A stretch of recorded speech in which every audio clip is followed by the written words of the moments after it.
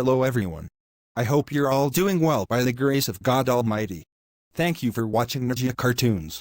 Today's episode has been sent to us by Sir Liam from the USA. Thank you, Sir Liam, for sharing this amazing story with us. This episode is very important for all our viewers, and you will definitely learn something valuable from it. Please watch the video till the end, it will leave you with a powerful message. In today's video, we will talk about something most of us do without even realizing it, the kinds of words and conversations that seem normal but can deeply impact others. Often, we say things casually or unknowingly, not understanding how much weight our words carry. These are the kinds of words that can quietly damage someone emotionally or mentally. And we have no idea how deeply they affect people around us, even those closest to us. This episode features different characters and their roles, designed in a way to help you easily understand and learn from their experiences. It shows how certain everyday words and behaviors can slowly push our closest relationships away from us. Unfortunately, we usually realize this only when it's too late. So stay with us, reflect deeply, and find out which words you should avoid, for the sake of your relationships and emotional health. Hey Grace, how are you?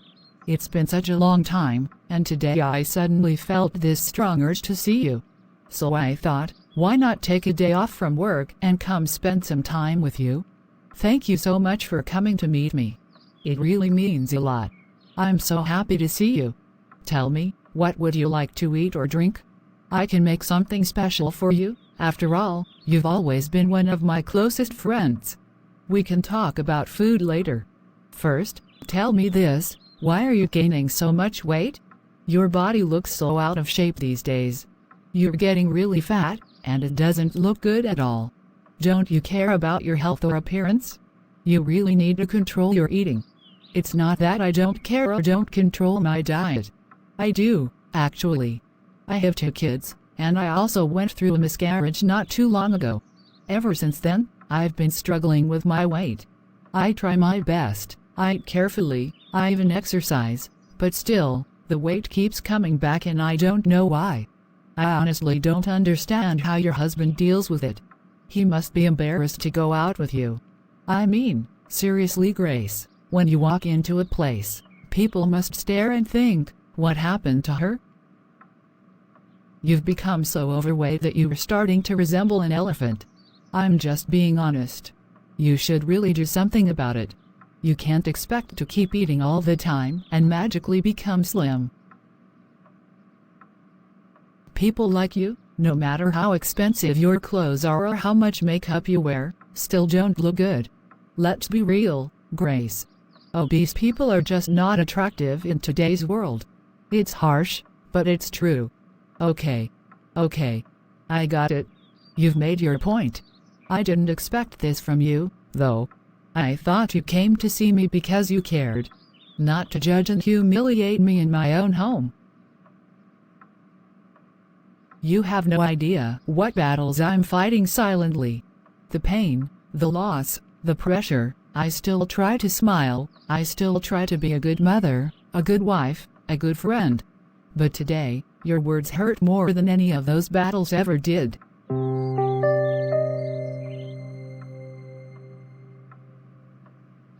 How strange and cruel some people can be. Doesn't she feel ashamed of the way she talks? I mean, every time we meet, she finds a new way to humiliate me. It's never about how I'm doing or what I'm feeling, it's always an attack on how I look. Sometimes she says I'm turning into an elephant, sometimes she compares me to other animals. Seriously? Is that how you talk to a friend? There should be a limit to what comes out of a person's mouth. Just because she can speak doesn't mean she should say everything that pops into her head. My situation is different. I've had 2 children. I went through a painful miscarriage. My body has changed because of what I've been through. That doesn't make me less human, or less worthy of kindness. But to her, I'm just a body to criticize. And even if I do eat, so what? Does she feed me? Does she provide for me? What gives her the right to shame me for something she knows nothing about? It's so humiliating. And she never stops. Not even once has she asked how I feel. I'm done. I don't need this kind of negativity in my life. I won't keep ties with someone who constantly brings me down. People need to think before they speak. Words can heal, but they can also destroy. And her words. They've been cutting me for far too long.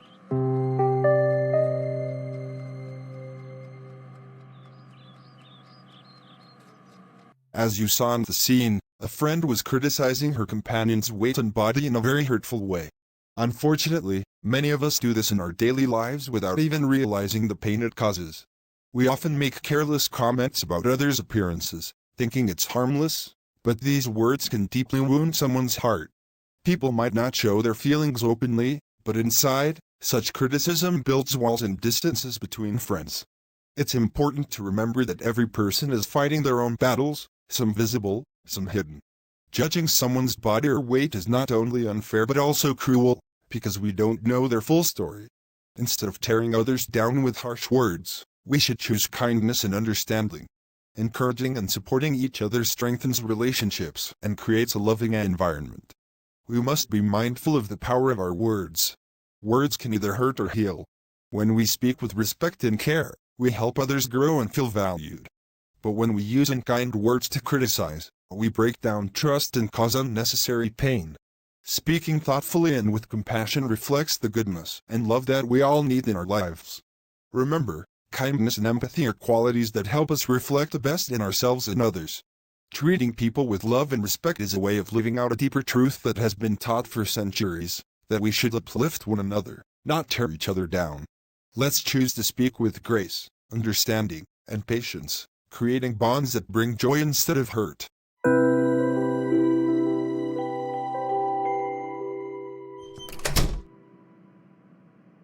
Hey buddy, what's up?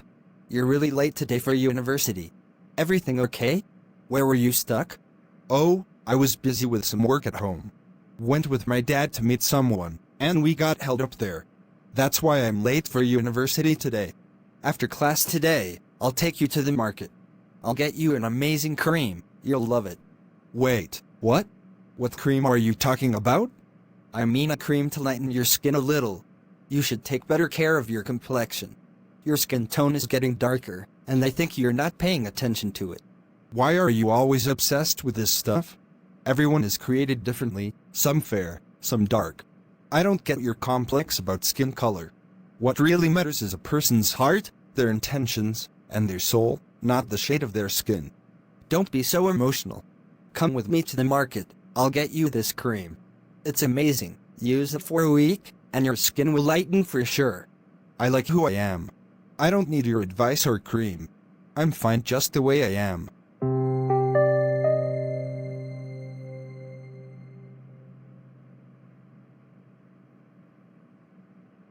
This guy isn't really my friend. He's actually a very strange person. Why is he always obsessed with my skin color? Every time we meet, he points it out like it's some kind of flaw. What's his problem? Seriously? Skin color isn't a joke. It's not something people choose. It's just the way God made us. And yet, he treats it like a weakness. This whole fair and dark mindset is so outdated and toxic. It's not about complexion. It's about the mentality of people like him that causes insecurity and pain in others. I can't walk alongside someone who constantly criticizes me. Whenever I'm around him, he finds ways to put me down. That's not friendship. That's emotional damage. True friends uplift you, not humiliate you in front of others. He even cracks jokes about me in public. It's humiliating. People really need to think before they speak.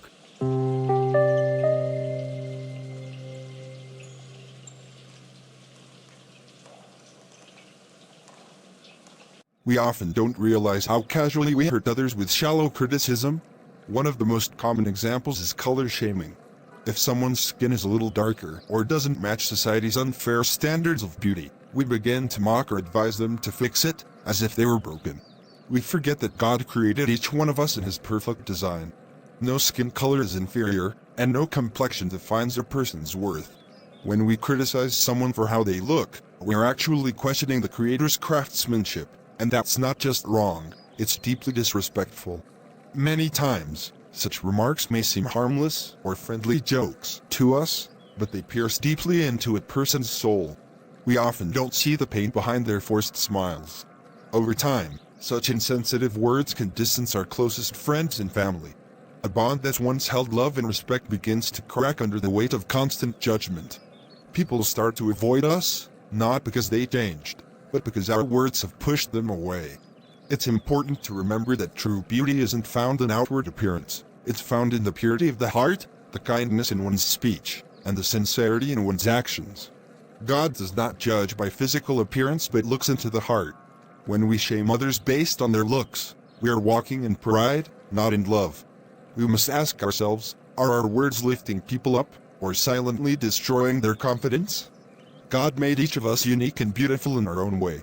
When we recognize and honor that beauty in others, regardless of their skin tone or size, we reflect His loving character. Let's learn to speak with compassion, not criticism. Let's replace judgment with grace and comparison with gratitude. The world doesn't need more opinions about someone's appearance. It needs more people who see others the way God sees them, wonderfully made and deeply loved.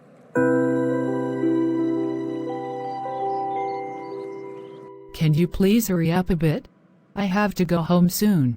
My husband will be back from the office, and I still have to make lunch. Yes, I'm shopping. Just don't rush me so much.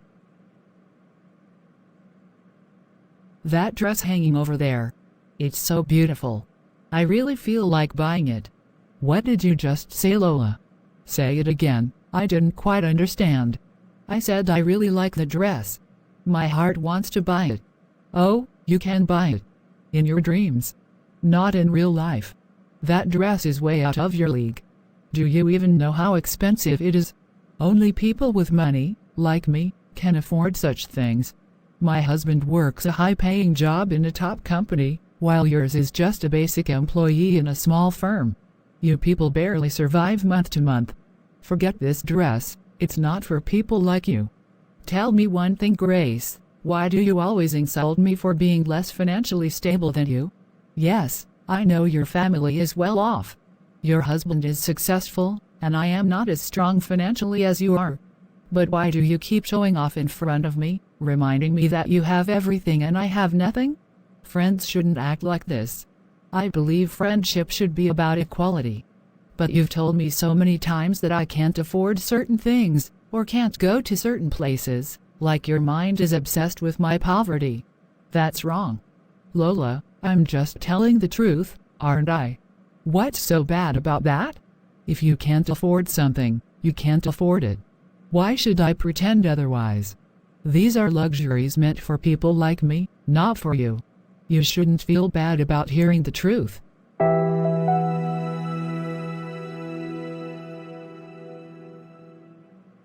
It really hurts me to see how strange my friend has become. She constantly taunts me about my financial status, as if that's all that defines a person.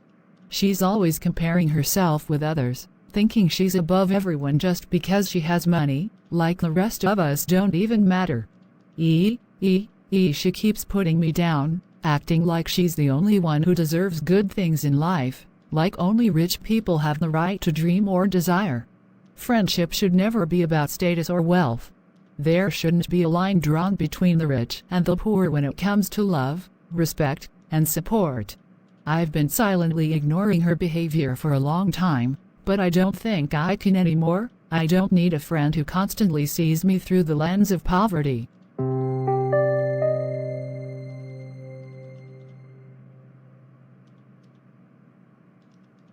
We often engage in behaviors in our daily lives, knowingly or unknowingly, that deeply hurt others, without even realizing the impact we're having on their hearts.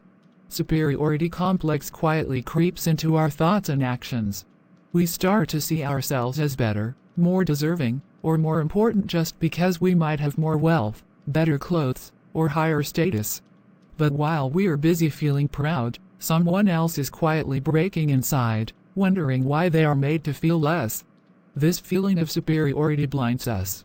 It makes us forget that all human beings are created equally and beautifully. When we allow the pride of wealth, influence, or beauty to rise above our humility, we begin to treat others with contempt. We stop seeing people as humans with emotions, dreams, and dignity, and start seeing them only through the lens of our own ego. And that ego leads us to speak in ways that belittle others, even our own friends, without pausing to consider their pain. Eventually, the desire to be seen as greater turns into a kind of intoxication. Whether it's power, money, or popularity, we let it take control of us. And in that state, we use our position to humiliate or degrade others, as if it makes us more important. But God did not create humans to be in competition like this. He created us to love, respect, and support one another. God looks at the heart, not the outward appearance. He uplifts the humble and brings down the proud. God says, "Those who exalt themselves will be humbled, and those who humble themselves will be exalted." He reminds us that pride goes before destruction. He commands us not to think of ourselves more highly than we ought to, but rather with sober judgment. God resists the proud and gives grace to the humble. So instead of measuring others by money or status, we must measure them with love.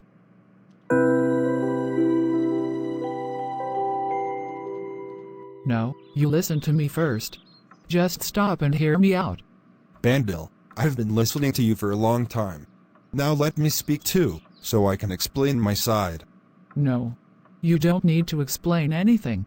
I already know everything. I'm always right, and you always end up saying the wrong things. That's not fair. You can't always be right in every situation. Sometimes, I know things too. Sometimes, I'm right as well. You just never give me a chance. The truth is, you don't have as much knowledge as I do. No one in this family does. I understand everything, and whatever I say is the correct thing. And that's exactly the problem with you. You just talk and never listen. You want to keep speaking while everyone else just stays silent. Life doesn't work like that. I'm not trying to argue, but I don't want this to escalate. All I'm saying is, I know I'm always right. I just do. You act like you're perfect, and whatever you say is the ultimate truth. But you need to understand that communication goes two ways. You should learn to listen as well. I listen, but only when people say sensible things. And you usually don't. That's why I have to take the lead every time, because I'm the one who actually understands things.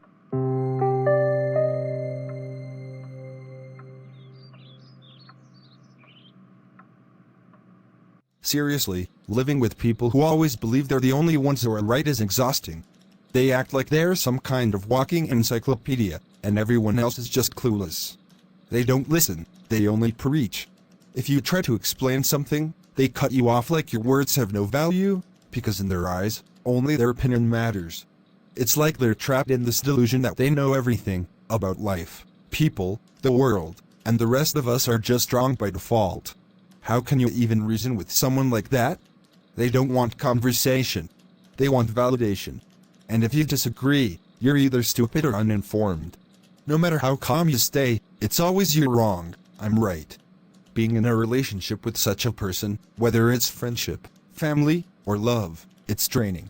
You lose your voice, your peace, and sometimes even your self-respect just trying to keep the peace.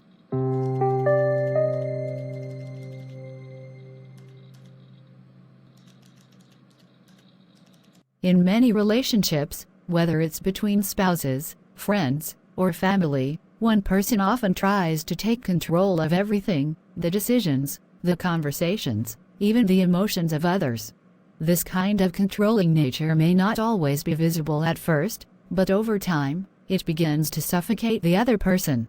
Instead of allowing space for mutual understanding and respect, the controlling person believes only they know what's right, only they make the best choices, and everyone else must simply follow. This mindset is dangerous because it shuts the door to love, compromise, and humility. What many people don't realize is that controlling behavior often comes from a place of insecurity, fear, or ego. It's a desperate attempt to keep everything in order, but at the cost of another person's freedom and dignity. In such an environment, love can't flourish. A relationship that lacks freedom is not built on love. It becomes a battlefield of dominance and silence. The one being controlled often feels unheard, unvalued, and emotionally distant. Over time, this pushes people apart rather than bringing them closer. God calls us to walk in humility, not in pride or control. Jesus himself taught that true greatness comes from serving others, not from ruling over them. God asks us to treat one another with kindness, to listen patiently, and to be slow to speak and quick to understand. When we try to control others, we are not acting out of love, but out of selfish ambition, and God warns us against that. He values a heart that is humble, gentle, and willing to yield, not one that forces its way onto others.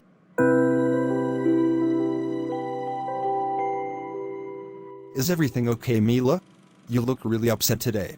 You're just sitting there so quietly. If there's something bothering you, please talk to me. I don't know how to tell you. It's something really serious, and I'm very worried. I can't share it right now. Come on, at least try to tell me. What's the matter that has made you this worried and silent? If it's something big, I'm here for you. Just talk to me, love. Actually, I went to the doctor today for some tests, and he told me that my platelets have dropped a lot, and my red blood cell count is very low.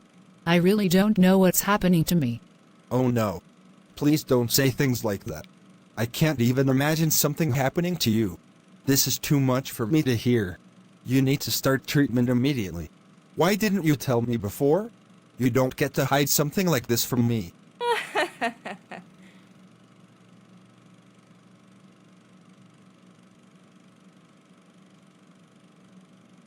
I was just joking. I made it all up. I just wanted to prank you and see how you would react. I'm totally fine. Are you serious? You seriously have no shame telling such big lies so easily? Do you think it's funny to scare someone like that? You've done this before, joking about serious things. It's really wrong. You create weird and painful situations and then just say, it's a joke. Okay. Relax, my love. Please calm down. I was joking, that's why I lied. I didn't mean to hurt you.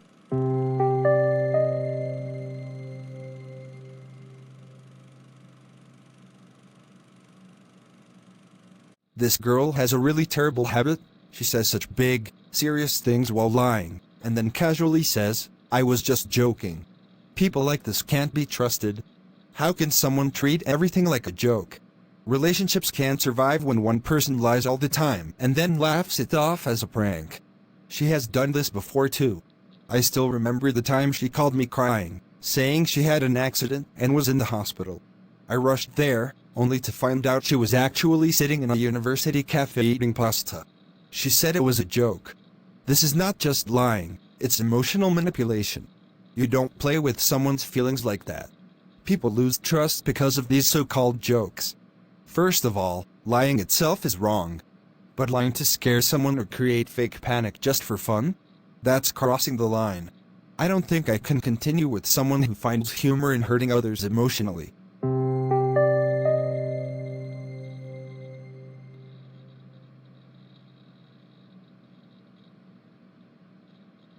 Sometimes, people use jokes to hide their true intentions or to test the emotions of others.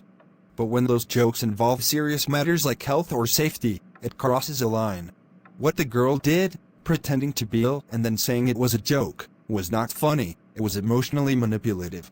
When someone plays with your feelings just to see how you react, that's not love, that's control. Toxic humor like this isn't harmless, it creates confusion, stress, and eventually damages trust. Emotional manipulation often hides behind laughter.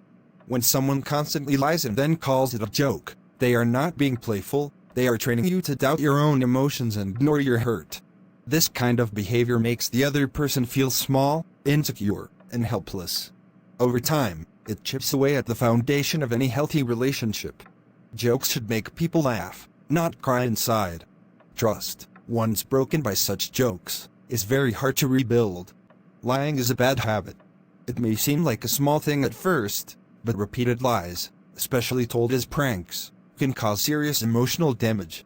A person who constantly lies, even jokingly, becomes unreliable and untrustworthy. In any relationship, truth is the oxygen that keeps it alive. Without truth, there is only misunderstanding, frustration, and loneliness. The girl in this story thought it was funny, but the boy was hurt deeply. That's not a joke, that's cruelty in disguise. God hates lies. Lying lips are an abomination to the Lord, but those who act faithfully are his delight. God desires honesty, love, and respect in how we treat others. He calls us to build others up, not break them down with manipulation or falsehoods. Emotional games are not godly. Truth, kindness, and sincerity are. I hope you like my work. Thanks for watching Ninja Cartoons. May God bless you all, amen. See you tomorrow with a new topic. Take care, everyone. Bye.